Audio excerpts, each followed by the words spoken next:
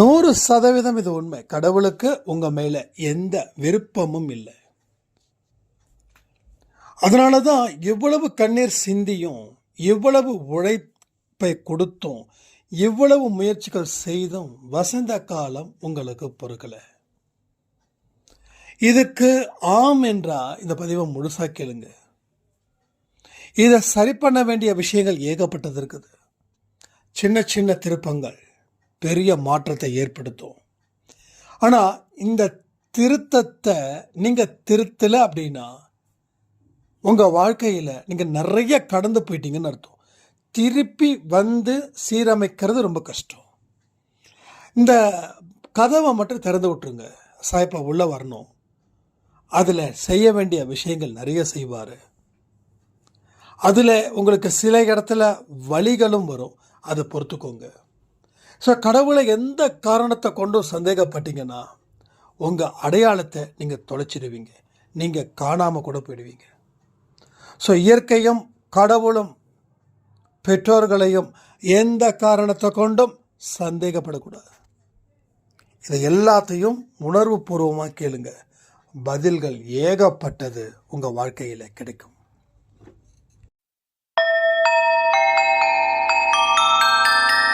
ஓம் சாயிரா சாயிரா, ஓம் சாயிரா சாயிரா, ஓம் சாயிரா சாயிரா, அன்பே சாயிரா, பேரன்பே சாயிரா, அகிலம் தளிக்க ஆத்மா விழிக்க அனுதினம் சாயிரா, எங்கள் அன்பே சாயிரா.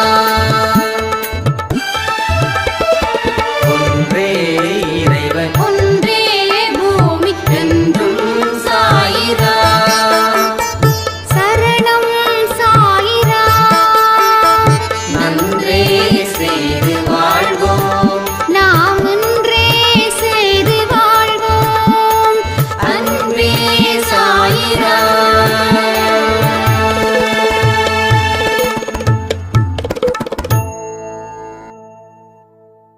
சாய்ரா.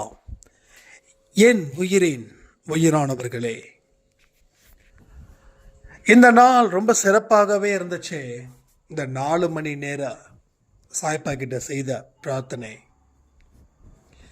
எனக்கு தேவையான பாதையை உருவாக்கி தந்திருக்காரு.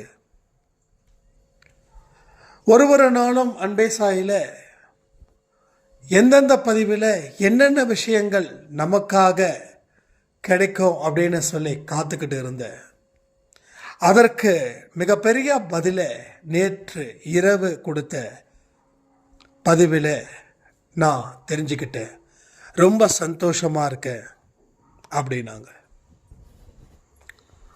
ஸோ கடவுளோட கருணை வேற லெவல்.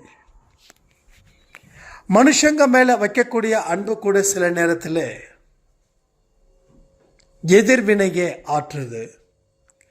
ஆனால் கடவுள்கிட்ட வைக்கக்கூடிய அன்போ எதிர்வினையை வீழ்த்தி இன்னும் பல சந்தோஷத்துக்கும் பல வெற்றி பாதைக்கும் ஒரு அடிப்படை தளத்தை அமைச்சு கொடுக்க உதவுது. இங்கே கண்களால் கட்டப்பட்ட நிலையில் நம்ம தவிக்கும் போது இறைவா என்னை காப்பாத்து அப்படின்னு சொல்லும்போது அந்த கண்களை அவிழ்க்காமலே ஒரு வெளிச்சம், ஒரு ஒளி நமக்குள்ளே தெரியுதுங்க. ஸோ நம்மளோட 2 கண்களால் பொருளை பார்க்க முடியும். ஆனால் இந்த ஒரு கண்ணாலே மட்டும்தான் ஞானத்தை பார்க்க முடியும். 3வது கண் அப்படின்னு ஒன்று சொல்கிறாங்க இல்லை, அந்த 3வது கண் உங்கள் உள்ளுக்குள்ள இருக்குது. அந்த கண்ணை பார்க்க முடியாது, அது கொடுக்கக்கூடிய காட்சியை பார்க்க முடியாது. ஆனால் அதை உணர முடியும், உணர்ந்து செயல்பட முடியும். ஒரு பெரிய ஆற்றலுக்கும் சக்திக்கும் அது அடித்தளமாக அமையும். ஸோ பேஸ்மெண்ட் நல்லா இருந்தால் பில்டிங் ஸ்ட்ராங்காக இருக்கிறது போல உங்கள் நம்பிக்கையும் ஸ்ட்ராங்காக இருந்துச்சு அப்படின்னா வாழ்க்கையில் எல்லாம் கூடும். கூடாதுன்ற இடமே இல்லை, எல்லாமே கூடும். ஒரு சிறப்பான ஒரு வாழ்க்கையை ஏற்படுத்துவதற்கு அது அமையும். ஸோ உங்கள் மனசை கடவுளுக்காக ஓப்பன் பண்ணி வைங்க. அந்த மனசுக்குள்ளே கடவுள் மட்டும்தான் வரணும். கடவுள் உள்ளே வரட்டும், கடவுள் உள்ளே வரட்டும். அவர் நம்மளை சரி செய்யட்டும், அவர் நம்மளை சரி செய்யட்டும். அது வரைக்கும் பொறுத்துருங்க. அதில் ஏதாவது ஒரு வழி இருந்துச்சுன்னா அந்த வழியை தயவு செய்து பொறுத்துக்கிட்டு, இது எல்லாமே முன்னேறுவதற்கு உண்டான ஒரு ஏற்பாடு தான். இதை நான் முழு மனதோட வரவேற்கிறேன். இதில் எனக்கு எந்த இடத்துலையும் சந்தேகம் இல்லை. நான் தெளிவான மனநிலையில் தான் இருக்கிறேன் அப்படின்னு உறுதிப்படுத்துங்க. அதான் கடவுள் சொல்றாரு, எந்த ஒரு விஷயத்தையும் சந்தேகப்படாத. நீ சந்தேகப்படப்பட உன்னோட வாழ்க்கை பலகீனமான பாதைக்கு போகுது. உன்னோட வாழ்க்கையில் நீ பலம் இழந்து காணப்படுவதற்கு காரணமே என்னாலே முடியுமா அப்படின்ற ஒரு பெரிய சந்தேகத்தை நீ முன் வைக்கிறதால வாழ்க்கையில் நீ நினைச்சு பார்க்காத விஷயங்கள் எல்லாம் இங்கே நடக்குது. ஸோ எது வந்தாலும் ஏற்றுக்கொள். அதை தாண்டின மகா சக்தியோ மகா அற்புதமோ எதுவுமே இல்லை. வலிச்சதுன்னா அழுதுடு, அழுவுறது அவமானம் நினைக்காத. வலிச்சிடுதுன்னா அழுதுடு. நான் அழமாட்டேன்னு சொல்லி உன்னோட அழுகையை உள்ளுக்குள்ள வைக்காத. அது ஒரு நாள் உன்னை மேலும் பலகீனமாக்கிடும். சில பேர் சொல்லுவாங்க, ஆம்பளை பசங்கள்லாம் அழக்கலாமா, ஆம்பளை பசங்கள்லாம் அழக்கூடாது. இந்த கான்செப்டே டோட்டலி ராங். இது எதுவாக இருந்தாலும் உள்ள அடக்கி வைக்க வேண்டாம். கோபத்தை கூட அடக்கி வைக்காமல் இருக்கிறது நல்லது. ஏன்னா கோபத்தை உள்ளுக்குள்ளே வச்சுக்கிட்டிங்கன்னா அது வெறுப்பாக மாறிடும். ஆனால் கோபப்படக்கூடாதுன்றது வேற, கோபத்தை அடக்கி வைக்கிறதுன்றது வேற. கோபப்படக்கூடாதுன்னு சொன்னீங்களே, அப்போ கோபப்படுறது தப்பு இல்லையான்னு கேட்கலாம். கோபப்படுறது தப்பு தான். ஆனால் கோபத்தை அடக்கி வைக்கிறது இருக்கிறதே, அது கோபப்படுறத விட பல மடங்கு தப்பு வாய்ந்ததுன்னு மறந்துடாதீங்க. ஏன்னா உள்ளுக்குள்ள வைக்கப்பட்ட கோபம் ஒரு நாள் எரிமலையாகி உங்களை வெடிச்சு தள்ளிடும். ஸோ எத்தனையோ பேர்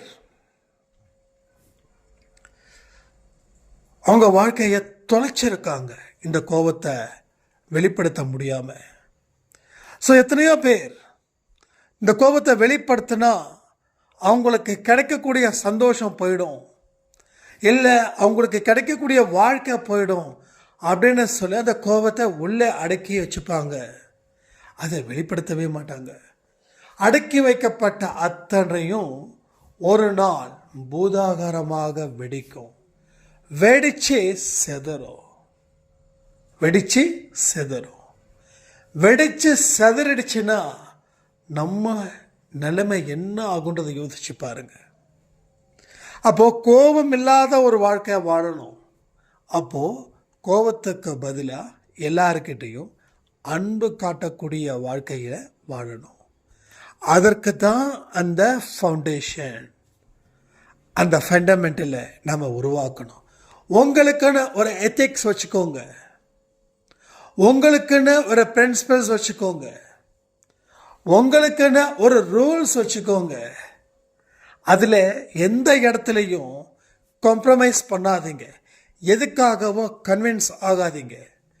நீங்கள் எல்லாருக்கிட்டையும் அன்பு வைக்கணும் அந்த ஒரு தாட்டில் இருக்கும்போது யாராவது ஒருத்தவங்க அன்பு வச்சா வீழ்த்தப்படுவீங்க அப்படின்னு சொன்னால் அதை ஏற்றுக்காதீங்க.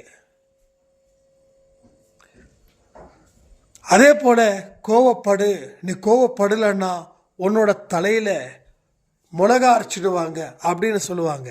அங்கேயே கன்வின்ஸ் ஆகாதீங்க. ஏன்னா நம்மளுடைய ரூல்ஸ் அண்ட் ரெகுலேஷன்ஸ் என்னவோ அது உண்மையானது. ஏன்னா கடவுள் சொல்லக்கூடிய விஷயத்தை நாம் மதிக்கக்கூடியவர்களாக இருக்கும்போது அப்போ அவருடைய கொள்கைகள், அவருடைய போதனைகள் தான் இங்கே சக்தி வாய்ந்தவை.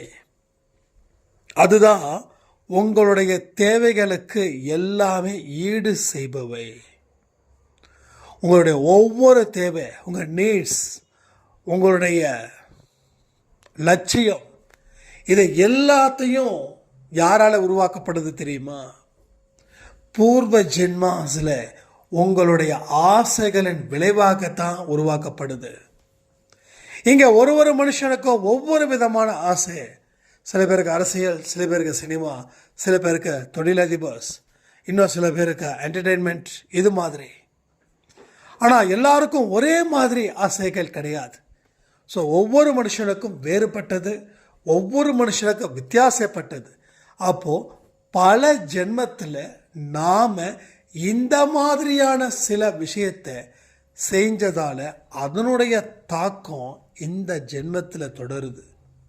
ஸோ இந்த ஜென்மம் முடிஞ்சிருச்சுன்னா அடுத்த ஜென்மத்தில் இதனுடைய தொடர்ச்சி அப்படின்றது ஒன்று எப்பொழுதும் இருக்கும். ஸோ அதை தான் உங்ககிட்ட நான் தெளிவான மனநிலையில் சொல்கிறேன். புரிஞ்சுக்கோங்க. உங்களோட ஆசைகள், உங்கள் லட்சியங்கள், உங்கள் நோக்கங்கள் என்ன ஏது அப்படின்றத நீங்கள் முழு மனதோடு தெரிந்து கொண்டு செயல்பட ஆரம்பிக்கும் போது அந்த வெற்றியும் அந்த வேகமும் அந்த சுறுசுறுப்பும் அதிகரிக்குது. இங்கே செயல் புரியாதவங்களுக்கு தான் 7.5. செயல் புரிஞ்சுக்கிட்டே இருக்கிறவங்களுக்கு 7.5 கிடையாது. வேலை செய்கிறவங்களுக்கு எந்த இடத்துலையும் எதிர்மறை எண்ணங்கள் வராது. வேலை செய்யாமல் இருக்கிறவங்களுக்கு தான் எதிர்மறை எண்ணங்கள் அதிகரிக்கும். ஏன்னா வேலை செய்யலை அப்படின்னா சும்மா இருப்போம். சும்மா இருந்தால் என்ன ஆகும்? கண்டதை நினைப்போம். நம்ம நினைக்கிறதெல்லாம் என்ன தெரியுமா? வாழ்க்கைக்கு எல்லாமே புதைக்கப்பட்ட விஷயத்தை மறுபடியும் தோண்டி எடுத்து அங்கே இருந்து பல கண்ணீரை விட்டு அப்படிப்பட்ட விஷயத்தை தான் நாம் தொடர்ந்து தொடர்ந்து தொடர்ந்து தொடர்ந்து தொடர்ந்து செஞ்சுக்கிட்டே இருக்கோம். புரியுதா உங்களுக்கு? ஸோ இது எல்லாத்தையும் நீங்கள் முடிவு பண்ணுங்கள். நீங்கள் முடிவு பண்ணுறது என்றைக்குமே பேரானந்த நிலையை உருவாக்குவதற்கு உண்டான வழிகளாக இருக்க வேண்டும். ஸோ ஃபண்டமெண்டல் இங்கே ஸ்ட்ராங் பண்ணுறோம். ஸோ வாழ்க்கையில் நிறைய டெக்னிக்ஸ் யூஸ் பண்ணணும். எல்லாத்துக்குமே டெக்னிக்ஸ் தேவை. ஸோ யாரை கவுக்கிறதுன்ற டெக்னிக்ஸ் இல்லை, நம்மளை எப்படி ஆன்மீக பாதையில் பயணத்தை ஆரம்பித்து அதே ஆன்மீக பாதையில் பயணத்தை முடிக்கணும். இந்த பயணத்தை முடிக்கிறதுன்றது இந்த ஜென்மத்தில் கிடையாது. என்னைக்கு நம்ம ஆன்மா கடவுள்கிட்ட விடுதலை அவரோட பாதத்தில் போய் நின்று அடுத்த பிறவி அப்படின்றது இல்லாத நிலை உருவாகுதோ அதுதான். ஆனால் ஒரு விஷயம் மட்டும் என்னால் தெளிவாக சொல்ல முடியும். நாம் எல்லாருமே ஆன்மீக பாதையில் போகிறதுல ரொம்ப ரொம்ப ரொம்ப ரொம்ப தெளிவாக இருக்கும். ஒரு 22, 23 வயசு ஒரு சாய்ராம், நேம் சொல்ல விரும்பல, அவங்க ஆரம்பத்தில் வாழ்ந்த வாழ்க்கையில் இருக்கக்கூடிய ஒரு விஷயங்கள் இப்போது அது எல்லாத்தையும் நான் கடந்துட்டேன். எனக்கு ஆன்மீக வாழ்க்கை வேணும் அப்படின்னு நினச்சேன். ஆனால் இன்னைக்கு அதே ஆன்மீக வாழ்க்கையில் நான் எதெல்லாம் இழந்தேனோ அதை பெறணும் அப்படின்னு நான் நினைக்கிறேன்.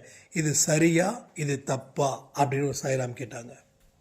ஒரே விஷயம் சொல்கிறேன், உங்கள் ஆசைகளை நிறைவேற்றுறதில் நீங்கள் முதல் ஆளாக இருக்கணும். ஒன்று, அது எந்த பாவத்தையும் விளைவிக்க கூடாததாக இருக்கணும். 2, 3வது, அதை நிறைவேற்றுறத வரைக்கும் வேற எது மேலேயும் ஆசைப்படக்கூடாது. 3, இந்த 3த்தையும் பெர்ஃபெக்டாக பண்ணுங்க, ஆன்மீக வழியிலே பண்ணுங்க. ஸோ நம்ம வாழ்க்கையில் வெற்றி அடையணும்னா குறுக்கு வழி இருக்கக்கூடாது. நம்ம வாழ்க்கையில் வெற்றி அடையணும்னா யாரையும் எகத்தாளமாக பேசக்கூடாது. நம்ம வாழ்க்கையில் வெற்றி அடையணும் அப்படின்னா மற்றவங்களை மதிக்கிற இடத்துல நாம் இருக்கணும். ஸோ இந்த 3ஐயும் பயன்படுத்தினாலே வாழ்க்கையில் எளிதில் வெற்றி பெற முடியும். இதை நான் சேலஞ்சாக சொல்கிறேன். Life is super. வாழ்க்கைன்றது ஒரு வண்ணத்து பூச்சி. ஒரு பட்டர்ஃப்ளை பார்த்துருக்கீங்களா? எவ்வளோ அழகாக இருக்கும் அப்படின்னு. எவ்வளவு அழகாக இருக்குது. என்ன கலர் பாருங்களேன். கடவுளோட படைப்பில் எல்லா உயிரினமும் ஒரு அமேசிங் தான். பட் அந்த பட்டர்ஃப்ளை பார்த்தீங்கன்னா அவ்வளோ க்யூட்டாக, அவ்வளோ அழகாக இருக்கும். ஸோ நானும் விஷ்ணு சாய்ராமும் வாக்கிங் போகும்போது நான் அந்த பட்டர்ஃப்ளை பார்ப்பேன். அப்போ நான் சும்மா அவரை கிண்டல் பண்ணுறதுக்காக அந்த கையை அப்படியே நீட்டுவேன். உடனே விஷ்ணு சொல்லுவார், ஆமாம் ஒரு பெரிய சாயப்பா, இவர் கையை நீட்டின உடனே அந்த பட்டர்ஃப்ளை உக்காந்துருமா அப்படின்னு. Just for fun. நம்ம எதையுமே சீரியஸாக எடுத்துக்கிறது இல்லை. அப்போ என்ன ஆகுதுன்னா அந்த வாக்கிங்கில் அது ஒன்றும் பண்ணாது. மறுபடியும் ரிட்டர்ன் வருவோம்ல, அந்த ரிட்டர்ன் வரும்போது பார்த்திங்கன்னா அது நம்மளுடைய தலையை தொட்டு பறக்கிற மாதிரியே இருக்கும். ஸோ எல்லாத்துலேயும் அந்த தெய்வீகத்தை, அந்த கடவுள் கொடுத்த அந்த ஆச்சரியத்தை ஒரு ஆச்சரியக்குறியாகவே நாம் பார்க்குறோம். இது ஒரு ஆச்சரியக்குறியாகவே நாம் பார்க்குறோம். அது என்ன ஆகுது தெரியுமா? கடவுளுக்கு அவ்வளோ சந்தோஷம். சே, நான் ஒவ்வொரு உயிரினத்தையும் படைச்சிருக்கேன், ஆனால் இவங்க இவ்வளவு அதை ஒரு பிரம்மாண்டமாக ரசிக்கிறாங்களே. ஒரு சில பேர் கடவுள்லாம் இல்லை, அது இல்லை, இது இல்லை அப்படின்னு. ஒரு மனுஷன் எல்லாத்தையும் உருவாக்க முடியும், ஆனால் ஒன்றே உருவாக்கவே முடியாது. என்ன தெரியுமா? உடம்புல இருக்கக்கூடிய ரத்தத்தை யாராவது உருவாக்க முடியுமா செயற்கையா? சான்ஸே இல்லை. அதே போல தான் நிறைய உயிரினத்தை. ஒரு குரங்கை உருவாக்க முடியுமா? ஒரு பட்டர்ஃப்ளைக்கு உண்டான அந்த பறக்கிற சக்தியை ஒரு மனுஷனால் உருவாக்க முடியுமா? ஸோ கடவுள் நிச்சயமாக இருக்கார். கடவுள் எங்கே போனார்? கடவுள் இல்லைன்னு சொல்கிறவங்க அறிவாளியாக நினச்சிக்கிட்டு எங்கே என் முன்னாடி காட்டுங்க கடவுளே அப்படின்னு. நான் திருப்பி ஒரே வார்த்தை தான் சொல்லுவேன். எங்கே எத்தனையோ உயிரினத்தை கடவுள் படைச்சிருக்காரு. அந்த உயிரினத்தை உன்னுடைய சுய அறிவின் மூலமாக உருவாக்க பார்க்கலாம், அதுக்கு உயிர் கொடு பார்க்கலாம். அப்போ ஏதாவது ஒரு உயிர் கூடாமல் இன்னொரு உயிரில் இருந்து தான் எடுத்து வைக்கணும்.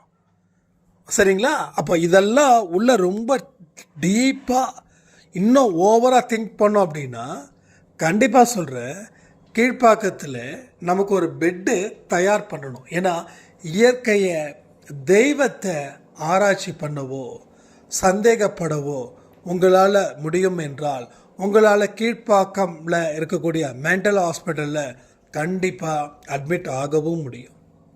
ஏன்னா இதுவும் கடவுள் தான் சொல்லியிருக்கார். எத்தனையோ பைபிளாக இருக்கட்டும், குரானாக இருக்கட்டும், பகவத்கீதையாக இருக்கட்டும், சாயப்பாவாக இருக்கட்டும், இயற்கையின் மேலே மட்டும் நீ ஆராய்ச்சி பண்ணணும்னு நினைக்காத. உனக்கு தேவையானது கிடைச்சிருச்சா அதோடு விட்டுடு. தேவைக்கு மீறி நீ ஆசைப்பட்டனா நீ காணாமல் போயிடுவ. டெஃபினட்டாக நிறைய பேர் இருக்காங்க, காணாமல் போயிருக்காங்க, தன்னுடைய அடையாளத்தை இழந்து நிற்கிறாங்க. ஸோ வேண்டாம். என்ன தேவையோ அதை மட்டும் எடுங்க. என்ன தேவை இல்லாததோ அதை எடுத்து ஆபத்தை விலைக்கு வாங்கிக்க வேண்டாம். ஸோ இப்படி தான் நம்ம ஒவ்வொரு ஸ்டேஜ் பை ஸ்டேஜாக நம்ம வாழ்க்கையை உயரத்தில் கொண்டு வரணும். ஒரு பெரிய படைப்பு நமக்காக இருக்குதுன்னு நம்பணும். நாமளும் ஒரு கடவுளுடைய ஒரு அங்கம் அப்படின்னு நினைக்கணும். அப்போ அந்த கடவுளோட அங்கமாக நம்ம இருக்கணும்னா கடவுள் சொல்லக்கூடிய நற்செயல்கள் தான் நம்மளுடைய உயிர் மூச்சு. அதுதான் என்னுடைய ப்ரீத்திங். உள்ளுக்குள்ளே போகிற காற்றும் அதுதான், வெளிவிடக்கூடிய காற்றும் அதுதான், நான் பார்க்குற பார்வையில் இருக்கக்கூடிய பொருளும் அதுதான், என்னுடைய எண்ணத்தில் என்னோட ரத்தத்தில் கலந்திருக்கிறதும் அதுதான். இந்த நிலைப்பாட்டை நீங்கள் எடுக்கணும். இந்த மாதிரியான நிலைப்பாட்டை நீங்கள் எடுக்கும்போது உங்கள் வாழ்க்கையில் அளவில்லாத சந்தோஷத்தை உங்களால் பெற முடியும். ஸோ நம்ம வாழ்க்கையில் என்ன பெறல இது வரைக்கும் அப்படின்னா, ஒரு சந்தோஷத்தை நம்மால் பெற முடியல. ஒரு சாதாரணமான ஒரு ஹாப்பியாக கூட நம்மால் இங்கே இருக்க முடியல. இது உண்மை, இது 100க்கு 100 உண்மை. அப்போ எவ்வளவு விஷயத்தை நாம் இழந்திருக்கோம். நம்மளுடைய சந்தோஷத்தை கூட முழுசாக இழந்திருக்கோம். நம்மளோட அறிவை பயன்படுத்தியும் அந்த சந்தோஷத்தை பெற முடியல. அப்போ ஏன் அறிவை பயன்படுத்தியும் அந்த சந்தோஷத்தை அதை பெற முடியலன்னா, தேவையில்லாத வேலைகளை நாம் பார்த்ததால கடவுள் அந்த வெற்றியை நமக்கு கொடுக்க முடியல. நீங்கள் என்னதான் பண்ணாலும் முடிவுகள் அவர் கொடுக்கறது தானே. பாருங்களேன், சில பேர் பெருசாக வேலை பார்க்க மாட்டாங்க, ஆனால் நல்லா சம்பாதிப்பாங்க. சில பேர் 12 மணி நேரம் இல்லை 18 மணி நேரம் ஒர்க் பண்ணுவாங்க, ஆனால் அவங்களுக்கு பெரிய அளவில் எந்த இடத்துலையும் சந்தோஷமும் வெற்றியும் நிலைச்சு இருக்காது. இதுக்கெல்லாம் என்ன ஒரு விஷயம் அப்படின்னா, ஒரே விஷயந்தான், கடவுளுக்கு உங்கள் மேலே விருப்பம் இல்லை. கடவுளுக்கு உங்கள் மேலே விருப்பம் இல்லை. அவர் உங்களை விரும்புகிறது போல் உங்கள் வாழ்க்கையில் நீங்கள் அதிரடியாக சில விஷயங்களை மாற்ற வேண்டும். மாற்ற முடியுமா? மாற்றிட்டா உங்கள் வாழ்க்கையில் எல்லா சந்தோஷத்தையும் அவர் கொடுத்தே தீரணும். ஸோ நல்ல ஆற அமர யோசித்து புரிஞ்சு வாழ முயற்சி செய்யக்கூடிய சாய்பாவோட செல்ல குழந்தைகளுக்கு எல்லாமே நல்லதே நடக்கும். ஒரு பாதை தப்புன்னு தெரியுதுங்க, அந்த பாதையில் போகிறது அறிவாளித்தனமா இல்லை முட்டாள்தனமா? இதுக்கு ஆன்சர் பண்ண முடியுமா? இதுக்கு ஆன்சர் பண்ணால் அப்போது உங்களுக்கு சில விஷயங்கள் இல்லை, பல விஷயங்கள் உங்களுக்கு தெரியுதுன்னு அர்த்தம். ஆனால் தெரிந்தும் அதை கண்டு கொள்ளாமல் இருக்கிறீங்கன்னா உங்களை என்னன்னு சொல்கிறது? நிறைய பேரோட விஷயங்கள் அப்படி தான் இங்கே இருக்குது. எத்தனையோ மனுஷங்களுடைய பிரச்சனைகளை கடவுள் தீர்க்கிறார். ஏன் தெரியுமா? கடவுளுக்கு விருப்பப்படி அவங்க வாழக்கூடிய வாழ்க்கை வாழ்ந்ததால். ஸோ இப்பயும் நான் சொல்கிறேனே, நம்ம விருப்பம்தான் கடவுள் விருப்பமாக நினச்சி வாழ்ந்துக்கிட்டு இருக்கோம். உங்கள் விருப்பம் வேறு, கடவுள் விருப்பம் வேறு, ரெண்டத்தையும் கன்ஃபியூஸ் பண்ணக்கூடாது. அப்போது எந்த சாமியை கும்பிட்றீங்களா, எந்த சாமியை கும்பிடுங்க, ஆனால் எல்லா கடவுள் சொல்லக்கூடிய மத நூல்களையும் படிப்பது தவறில்லை. அது எதையெல்லாம் உங்களால் ஏற்றுக்கொள்ளப்படுகிறதோ அதை ஏற்றுக்கொள்ளுங்க. நான் எம்மதமும் சம்மதமேன்னு சாய்ப்பா சொல்லியிருக்கார். ஹிந்து முஸ்லீம்ஸ் ஒற்றுமையாக இருக்கணுன்றதுக்காக தான் அவர் அவதாரம் எடுத்ததாகவும் ஒரு பாயிண்ட் இருக்குது. அப்போ நாம் மற்ற மனுஷங்க கிட்ட அந்த பிரிவினைவாதத்தை உண்டாக்கலாமா, வேறுபாடை காட்டலாமா? தப்பு தானே, யார் பண்ணாலும் தப்பு தானே. ஸோ இது எல்லாத்தையும் சரியான முறையில் ஹேண்டில் பண்ணுங்கள். உங்கள் வாழ்க்கையில் வெற்றி பெறணும்னு சொல்லி இந்த பதிவை நான் முடிக்கிறேன். ஜெய் சாய்ராம்.